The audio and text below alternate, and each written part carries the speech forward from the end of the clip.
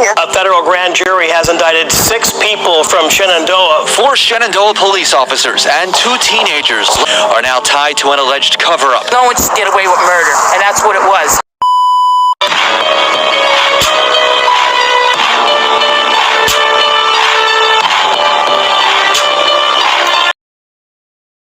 Hey y'all, I'm back. So FYI, I am hooded up because it is currently snowing where I live at. Let's get right into today's story, y'all. Now, Luis Ramirez was an immigrant who had immigrated from Mexico to Shenandoah, Pennsylvania. Okay, he came to Shenandoah, Pennsylvania for a better life. When he was in Shenandoah, Pennsylvania, he met a young woman by the name of Crystal Dillman. Now, Crystal was a single mother. She had a 2-month-old baby, and Luis stepped in and he sort of like filled the role as a father for Crystal's daughter. Now, eventually Crystal and Ramirez had 2 children of their own. Now, by all accounts, Luis Ramirez was a very good guy, okay? He was a very good person. He was liked by many people, a family-oriented person. On July 12, 2008, around 11:40 at night, 911 received a batch of phone calls from concerned neighbors and citizens, and they all reported that an ambulance was needed on Vine Street because a person was being attacked by a group of people. Now, a lady by the name of Aline Burke was a neighbor who lived on Vine Street, and she actually witnessed this attack occurring, okay? And she actually ran out of her house to provide some kind of aid to the victim. And he was laying down on the ground. He was unconscious,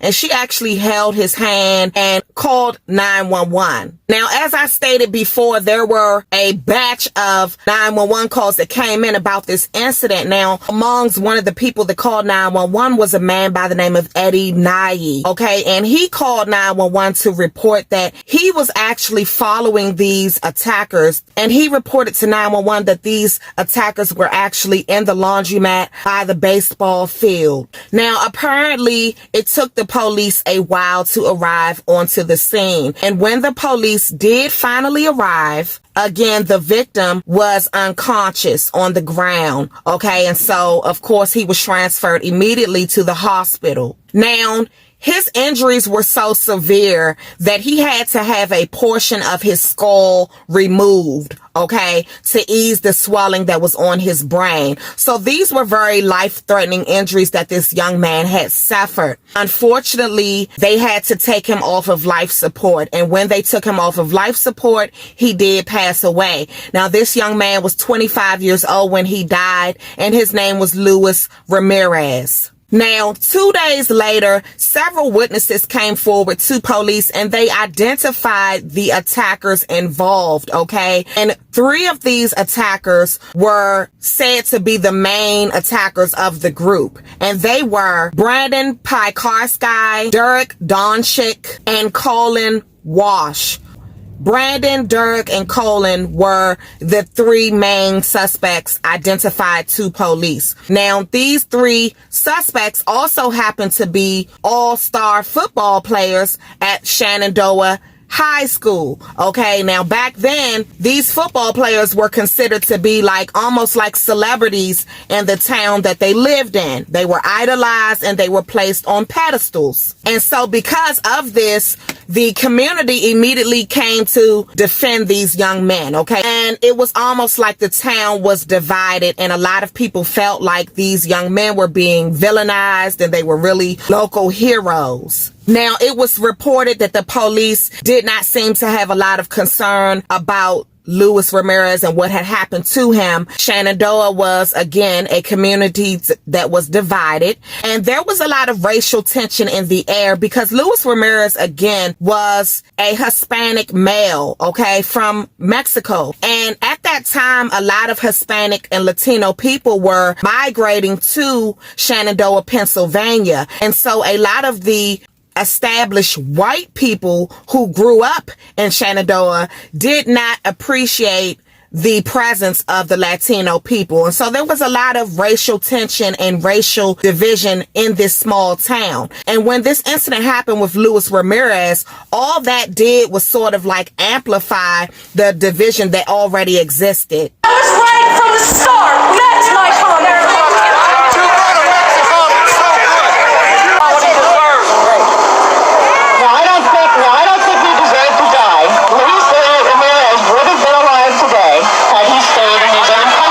Now, like I said, 2 days after this incident happened, witnesses came forward and gave the police the names of suspects. Now, even though the police had these boys' names and they knew who these boys were, these boys were not interviewed for several days. Several days after this incident happened, the first person who was actually interviewed by police in connection to this case was not even one of the main suspects, but it was a friend of one of the suspects, and it was a young man by the name of Brian Scully.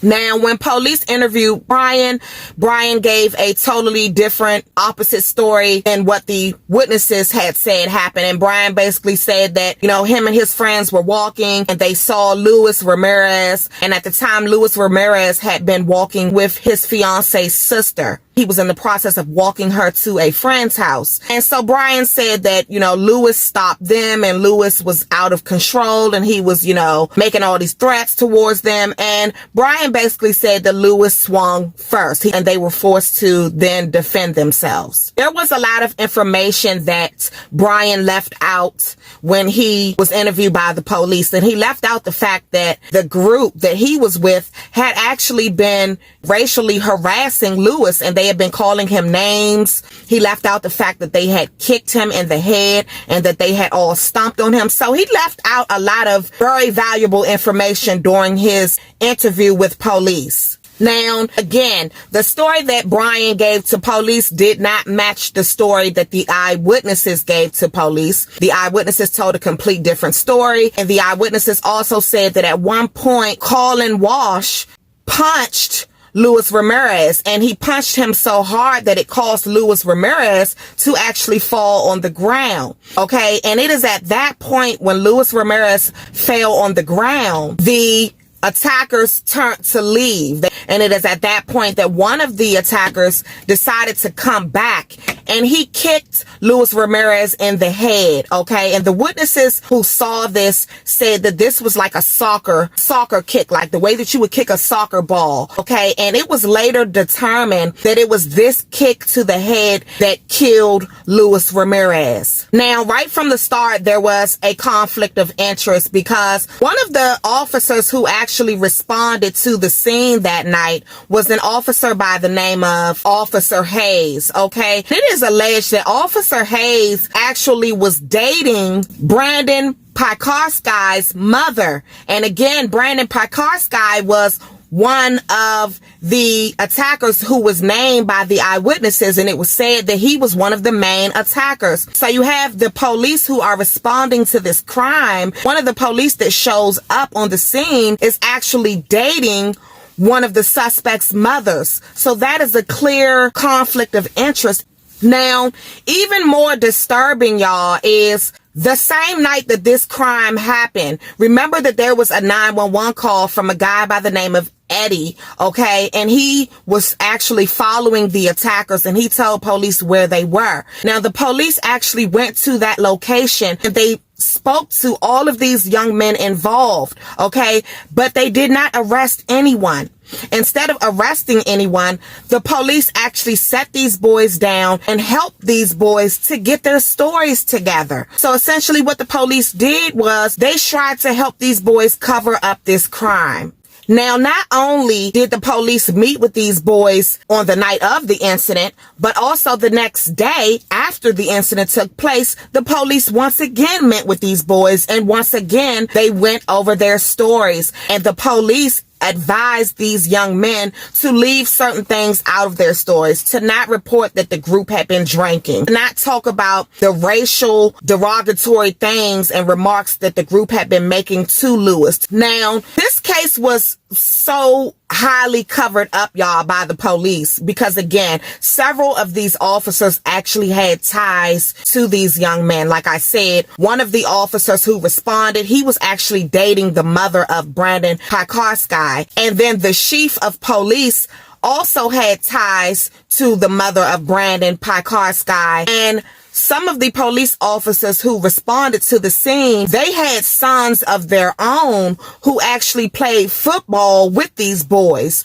So this was like just, you know, a situation of just a small town where everybody knew everybody. Everybody was connected in some sort of way. So the police decided that it was in their best interest to help these boys to cover this crime up instead of holding them accountable. Now, this was so bad, y'all, that the DA actually had to write a letter to the chief of police, basically demanding that they overturn the reports from that night when the incident happened. And it took 3 weeks for the Shenandoah police to actually overturn those reports to the DA. Now, when the DA finally got his hands on those reports, they learned that one of the eyewitnesses had actually identified Piekarski as being the one who kicked Luis Ramirez in the head. And remember that it was that kick that ultimately killed him. So at that point, when the DA saw this, they called Brian Scully back in because, of course, you know, he was one of the young men that was out there that night. And the DA kind of like confronted him. And at that time, Brian got very upset and he stormed out of the police office. But he did come back the next day. Now, ultimately, it was Brian Scully who actually confessed, and he finally admitted the truth, and he told the police that they are the ones, him and his friends were the ones who initially started to bother, harass, and attack Luis Ramirez. He also admitted that Luis was kicked in the head, Luis was stomped, Luis was beat, so he basically admitted to everything. Now, the other suspects in this case did not want to talk, and so the only two who were talking was, again, Brian Scully, who Brian was not even a suspect, but he was with the group that night, and Colin Walsh. And remember, Colin is one of the 3 suspects who was named as being the aggressors in this attack. So Colin Walsh eventually sat down with the DA and he admitted it, and he admitted his role in everything. Now,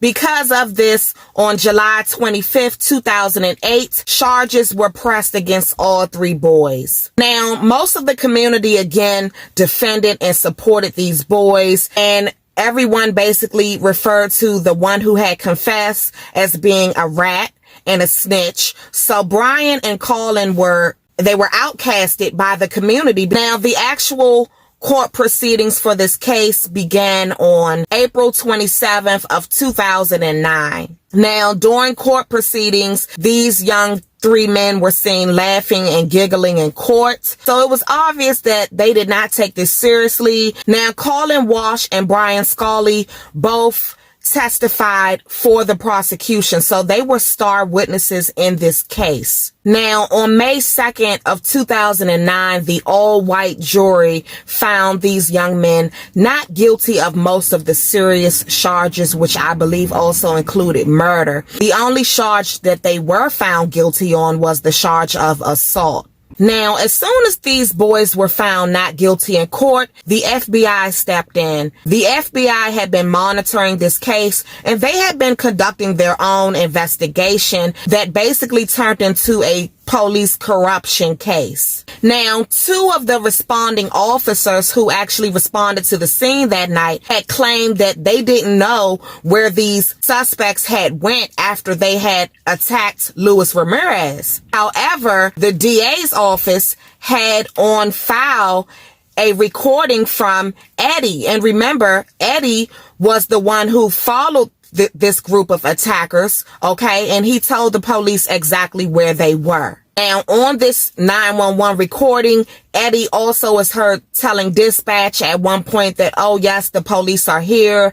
They finally arrived at the laundromat and they're here now talking to the boys. So the FBI basically found out that the police officers had lied. Not only did they know where these young men were that night, but they actually went to these young men, as I said earlier, and they basically coerced these young men and, you know, told them what to say and what not to say. Now, on October 4th of 2010, the federal trial began in this case. The teens involved were actually charged with a hate crime, but they were not being recharged with murder or assault.